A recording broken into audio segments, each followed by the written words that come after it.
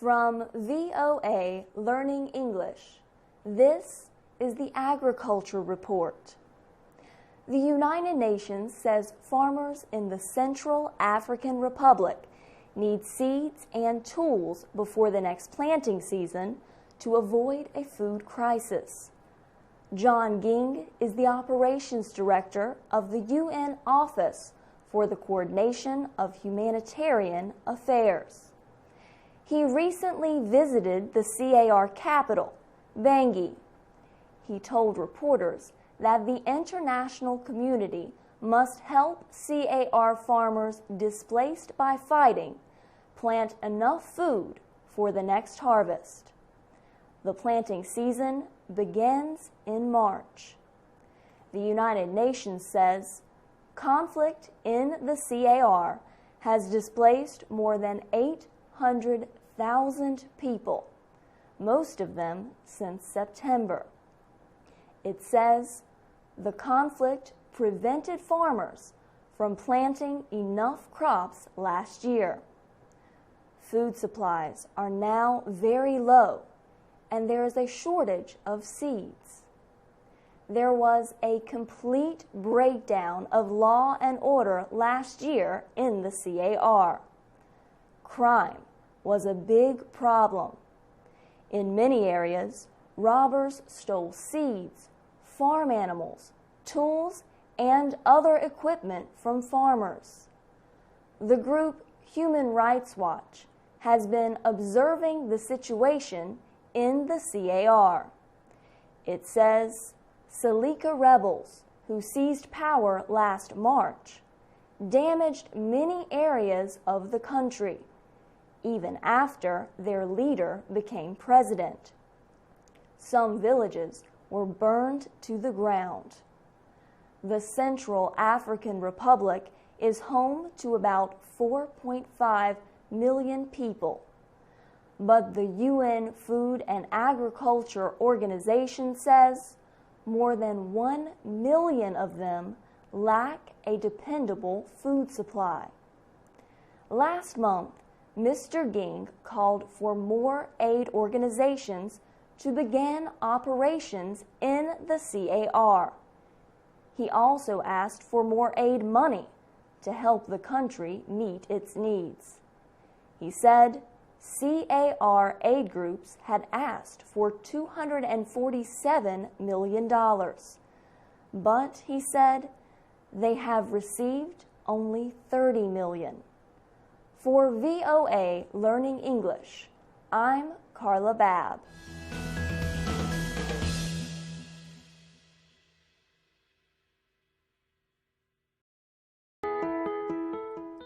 From VOA Learning English, this is the Economics Report.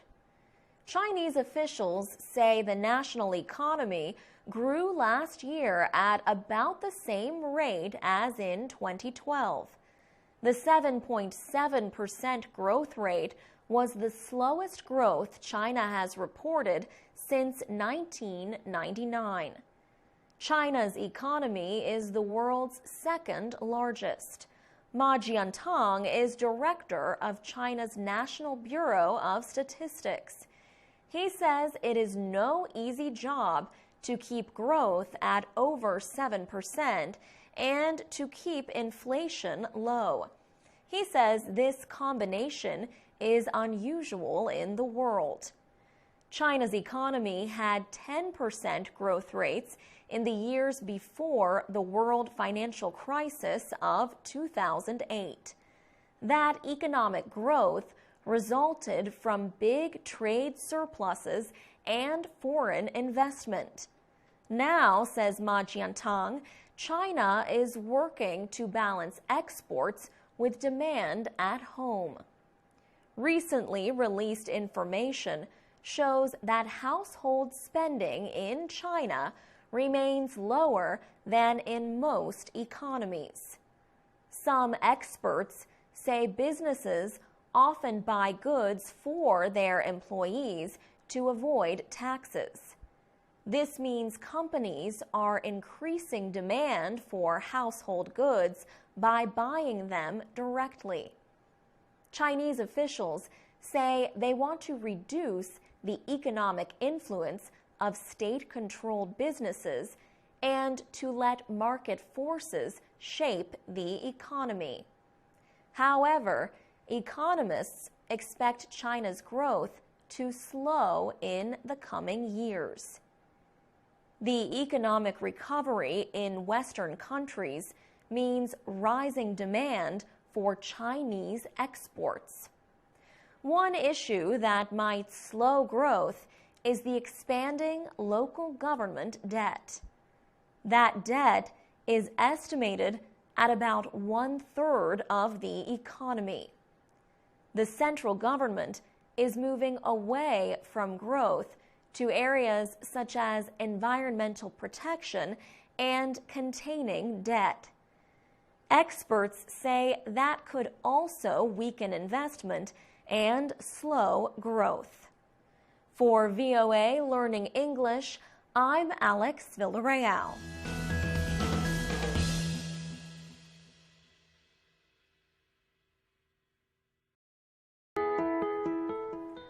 From VOA Learning English, this is the Education Report.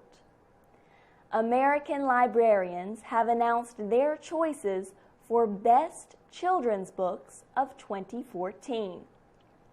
One honored book is the story of a squirrel and an imaginative girl.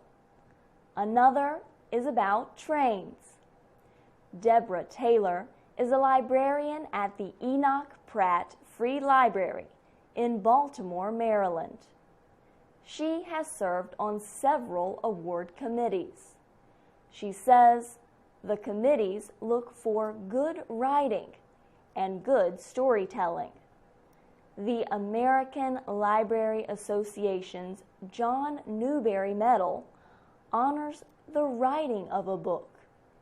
Its Randolph Caldecott Medal honors the illustration or pictures of a book.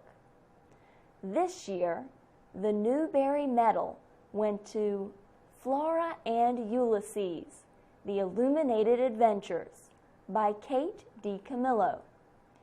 It was her second work to win a Newbery. Flora and Ulysses is a humorous story about a squirrel and a girl who live in a world both real and unreal. The Caldecott Medal was awarded to Locomotive, a book by Brian Floca. It has been praised for its technical understanding and explanations of how things happen on a moving train. Librarians also give out other awards to books for children and young adults. For example, the Coretta Scott King Award goes to African American writers and illustrators for books about African American culture. This year's award went to Rita Williams Garcia for her book P.S. B11. The Robert F. Seibert Medal is for informational books. Parrots Over Puerto Rico by Susan Roth and Cindy Trumbore won the 2014 medal. Their book tells about how scientists and activists saved the local birds. Librarian Deborah Taylor says the book shows Puerto Rico as it is not often seen. For VOA Learning English, I'm Carla Babb.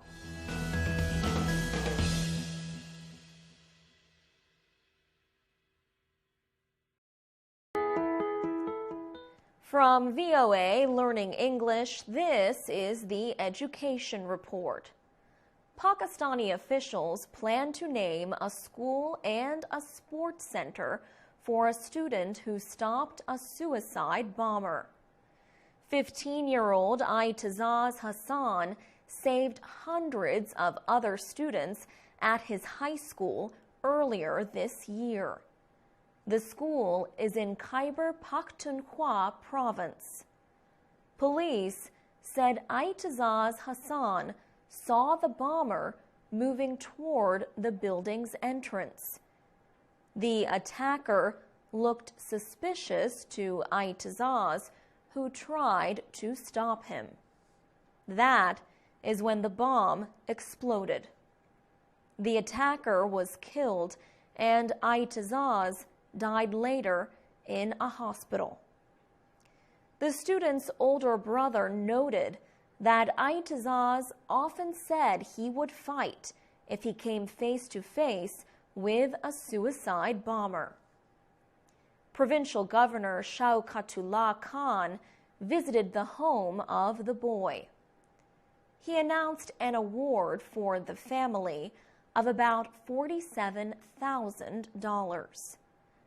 Governor Khan told VOA that the sacrifice of children like Aitazaz Hassan is a cause for national pride and a great honor for his village. Prime Minister Nawaz Sharif declared earlier that the student should be honored with Pakistan's highest award for bravery. Reports say the honor is expected to be presented to the boy's family on March 23rd. Pakistani education activist Malala Yousafzai expressed deep regret about the death of Aitazaz Hassan. She spoke from Britain. She lives there now after surviving a Taliban attack. She said she was pleased to belong to a country where brave people like Aitazaz Hassan are born. Malala has gained worldwide praise for her opposition to militants and her support for the rights of women. Her book, I Am Malala, is an international bestseller. But heads of private schools in Pakistan have banned it. For VOA Learning English, I'm Alex Villarreal.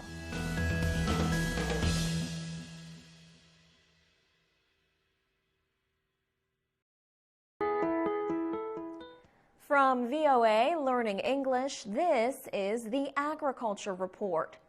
Some weeds are strong enough to resist weed-killing products called herbicides. But researchers are finding natural ways to deal with these unwanted plants. Stephen Mirsky is a scientist with the United States Department of Agriculture. In January, he went looking for weeds at the USDA's research station just north of Washington, D.C. He found evidence of pigweed in a field of dry corn. One pigweed plant was more than 2 meters tall. The scientist says pigweed takes water, nutrients, and light from nearby crops. The weeds can quickly get out of control. Each plant can produce up to 500,000 seeds. Many farmers control pigweed and other problem plants by growing genetically modified crops. Such crops are not harmed by the weed-killing product called Roundup. Stephen Mirsky, however, notes that some crops may be resisting the treatment. He says the repeated use of herbicide has caused weeds to grow resistant to it. He and others are studying another possibility: controlling weeds with other plants instead of chemical products. In the fall, they cover the ground with a cover crop like rye. When it reaches a height of nearly 2 meters, they roll it flat.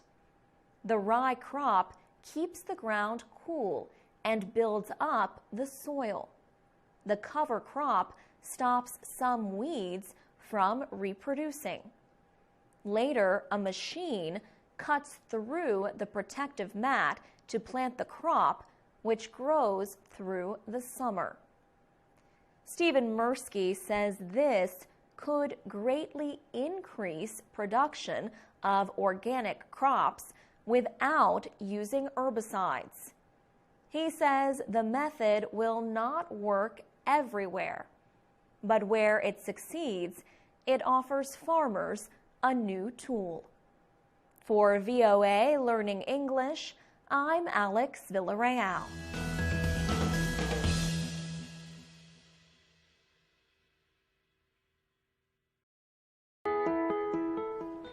From VOA Learning English, this is the Health Report.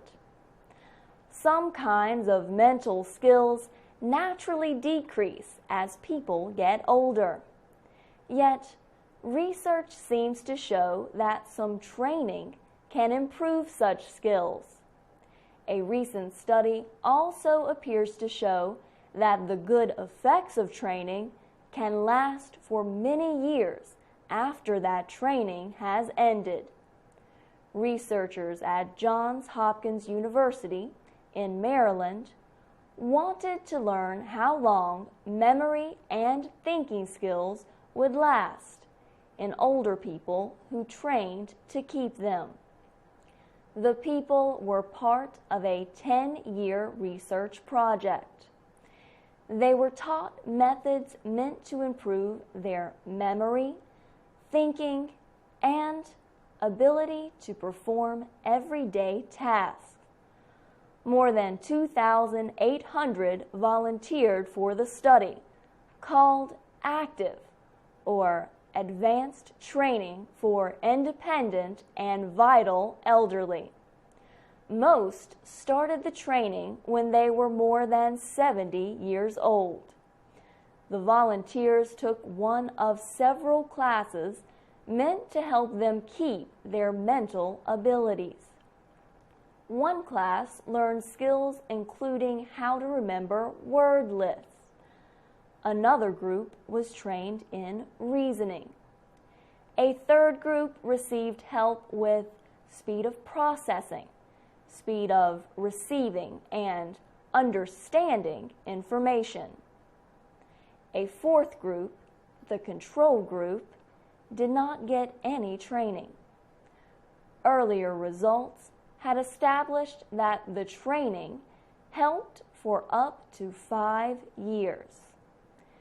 Lead researcher George Reebok now says the training continued to be effective a full 10 years later. The research team found that the people trained in reasoning and speed of processing did better on test than the control group. The effect on memory seemed not to last as long. Still, people who took part in any of the 3 classes generally reported fewer problems in daily activities than the control group. For VOA Learning English, I'm Carla Babb.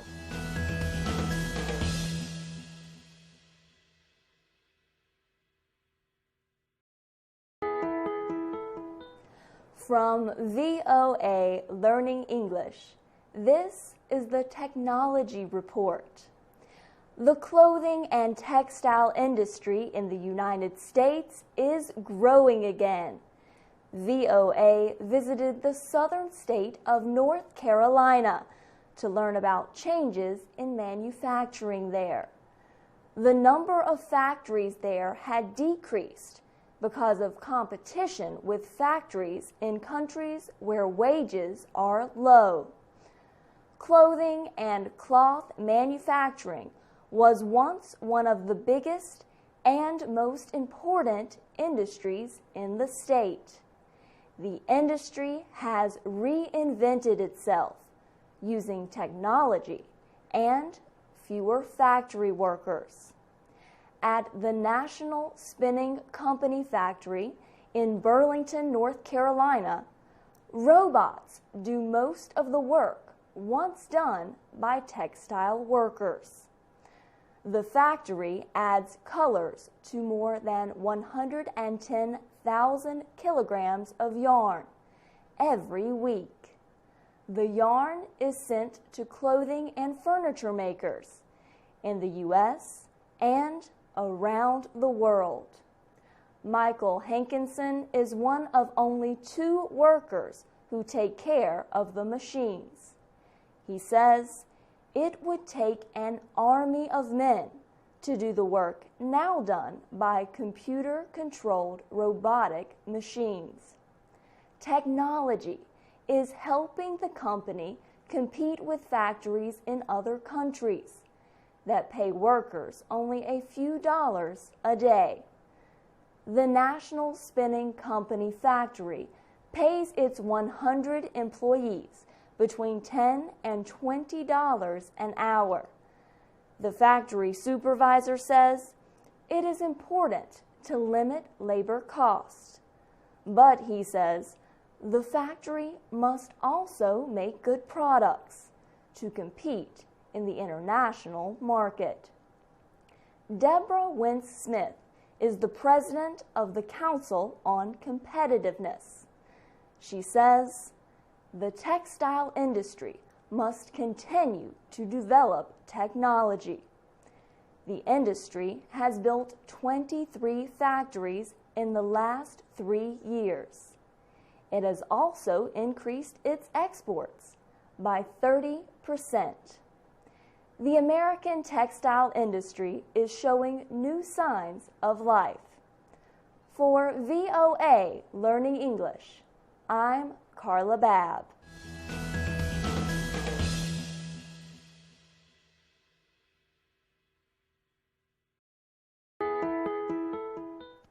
From VOA Learning English, this is the Technology Report. Students in South Africa are building solar-powered cars and racing them in competitions. The University of Johannesburg is training the students to become experts on energy. Their 300-kilogram solar-powered car can travel at a speed of more than 100 kilometers an hour through the countryside. The car uses less electric power than a coffee maker or food processor. The young engineers who built the vehicle drove it in a racing event called the Solar Challenge. The race is for vehicles that use alternative forms of energy. Keegan Smith is a former manager of the project and a lecturer at the University of Johannesburg. He says the university wants the students to learn about green energies using realistic examples. He is concerned that the continued use of coal, natural gas, and oil will destroy the planet. When Keegan Smith was a student in 2010, he was part of a group that built an alternative energy-powered car. Since then, students have built more cars using both hydrogen and energy from the sun. Warren Larder is currently directing the university's solar car project. He says solar-powered cars offer an important learning tool to help students develop new technologies.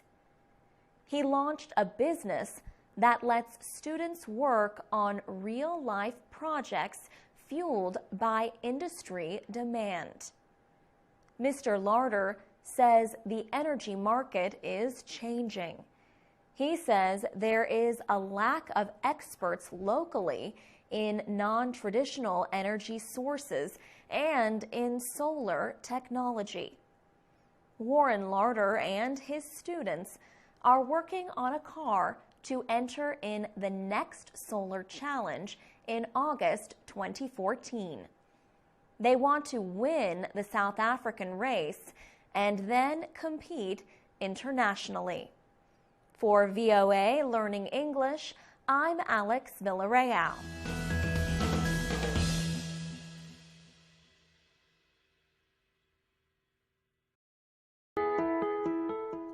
From VOA Learning English, this is the Health Report. A new report from the United States Surgeon General finds that smoking tobacco is even deadlier than was known. The report says smoking causes birth defects, a leading cause of death among babies. It also links smoking to cancer of the liver and colon, diabetes, and other diseases. The first U.S. Surgeon General's report on tobacco and health was released in 1964. It was the first scientific report to link smoking with lung cancer and heart disease. Now, 50 years later, Acting Surgeon General Boris Lushniak has released a new report on how smoking tobacco can harm health. His report urges more tobacco control measures. The suggested controls include raising the price of cigarettes and banning smoking in enclosed spaces. The new report calls for research on whether reducing nicotine in cigarettes could help people stop smoking. Dr. Lushniak says studies have shown that smoking can cause diseases such as diabetes and rheumatoid arthritis. It also has been linked to an increased risk of tuberculosis and death. One of the most troubling findings is that women are now as likely to die from smoking as men. A woman smoker's risk of lung cancer is now the same as a man who smokes. And more women die from chronic lung disease than men.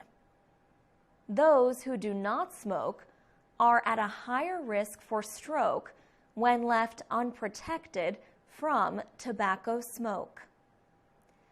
The latest research also shows the chemicals in tobacco smoke can harm brain development in a fetus. The Surgeon General supports more anti-smoking media campaigns and more help for people who want to stop smoking. For VOA Learning English, I'm Alex Villarreal.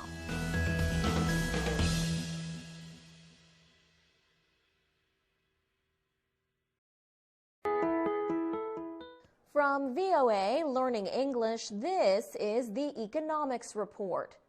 Organizations like the World Bank and the International Monetary Fund expect the international economy to perform better this year than in 2013. Yet one United Nations agency worries that economic progress is not creating enough jobs for the millions of people seeking employment. The UN's International Labor Organization is saying current economic growth has not helped the world's unemployed. The ILO released a report on employment in January. Guy Ryder of Britain is the Director General of the agency. He says there were over 200 million people unemployed in 2013, an increase of 5 million from the year before. That means new jobs created by economic growth are not keeping up with the number of people entering the job market. One question is whether the current period of economic growth is leading to job creation. The ILO says, based on current information, the world will have 18 million more jobless men and women by 2018. Many of these are young people between the ages of 15 and 24 who are just entering the job market. Guy Ryder says youth unemployment is a major concern. The ILO says youth unemployment worldwide is over 13%.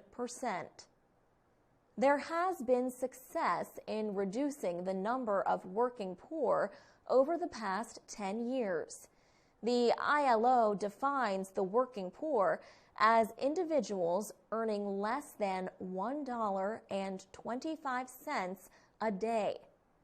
However, the group says 839 million people earn less than $2 or less a day. That represents 1/4 of the global workforce. Low wages, the group says, mean weak demand and fewer jobs created in areas like manufacturing and services. For VOA Learning English, I'm Alex Villarreal.